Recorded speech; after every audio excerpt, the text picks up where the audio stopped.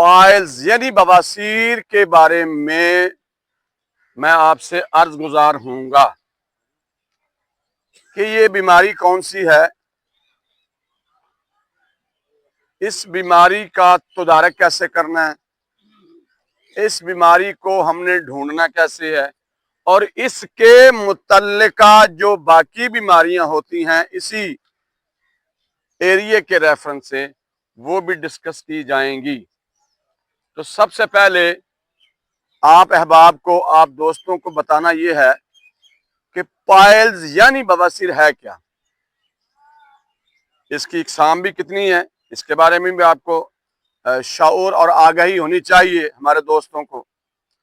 तो दोस्तों, पाइल्स या बवासीर ये एक ऐसी बीमारी है जो एनल एरिया से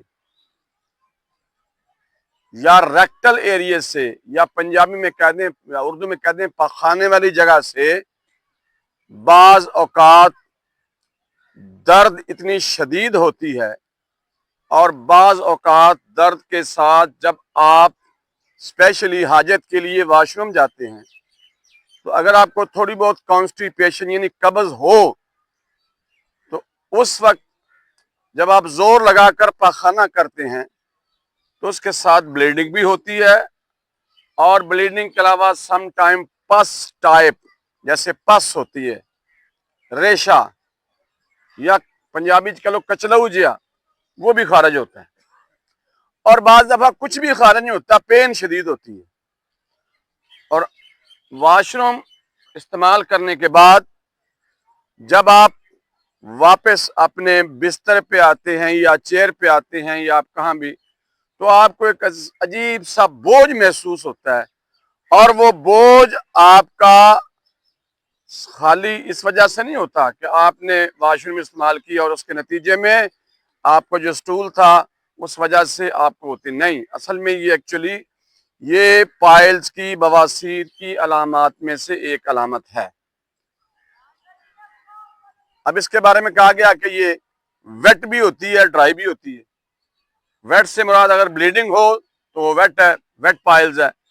अगर बिल्कुल कुछ चीज भी ना निकले, ना ब्लीडिंग हो, ना वहां पे पस निकले, महज दर्द हो, तो इसका मतलब ये है कि ये ड्राई है। अच्छा, एक इसके मुतलका चीज और है, बड़ी गौर तलब। एक फिस्चूला भी होता है इसके ऊपर, महासे भी बन जाती है किनारों के साथ साथ, उसको फिस्चूला कहते हैं।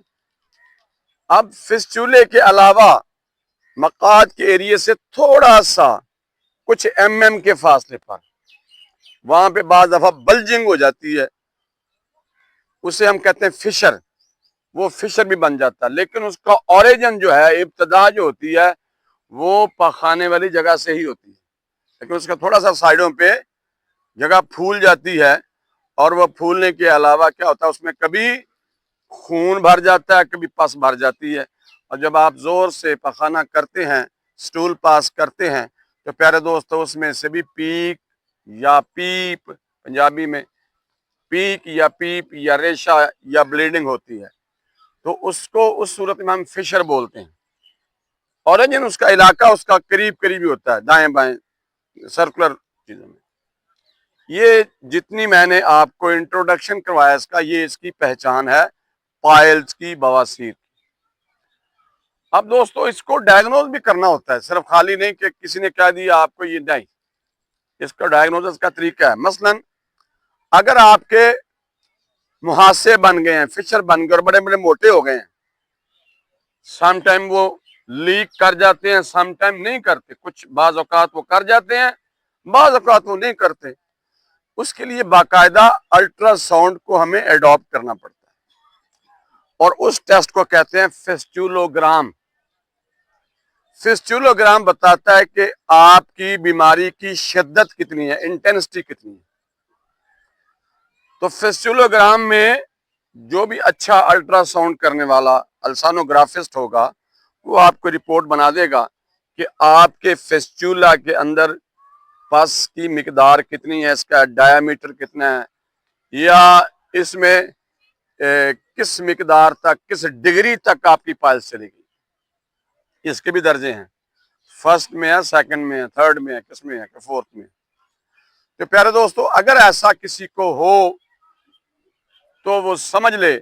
इसी तरह फिशर के बारे में है कि फिशर को सर्जन जो होता है वो चेक करता है, और बाज मर्तबा यही मुहासे अंदर की साइड पे यानी कॉलोनियल एरिया के ऊपर भी होते हैं, मगर वो बाहर नजर नहीं आते। इसके लिए भी टेस्ट है, एक कोलोनोस्कोपी की जाती है।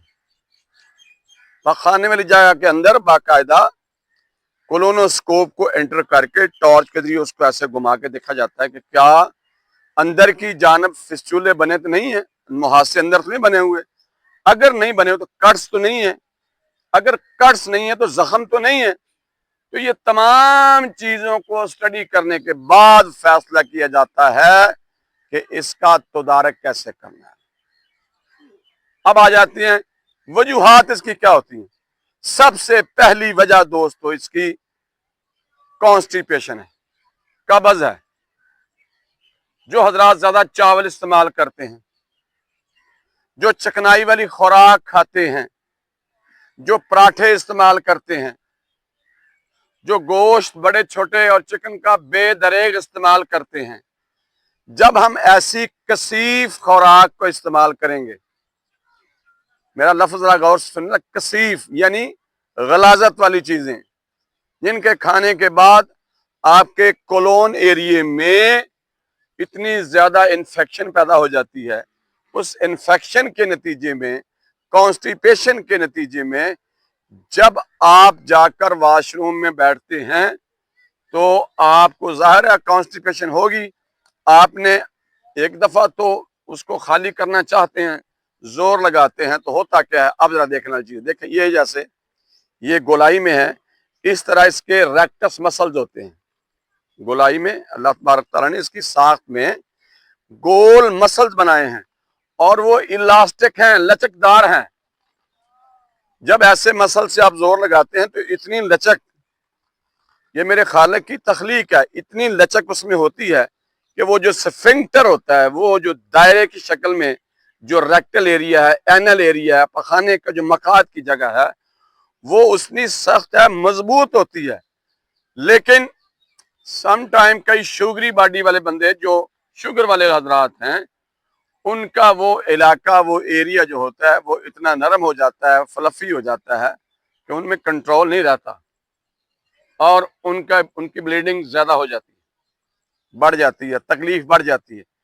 फिशर जो होते हैं वो भी डेवलप हो जाते हैं। इसके अलावा फेस्टूले भी बन जाते हैं। तो बराह करम अपनी डाइट का खास ख्याल रखें। डाइट में अगर फलों का इस्तेमाल ज्यादा करेंगे तो आपका वो एरिया बिल्कुल तवाना, तंदुरुस्त, विटामिन सी के इस्तेमाल से वो बिल्कुल का जख्म खुद भी ठीक हो सकता है।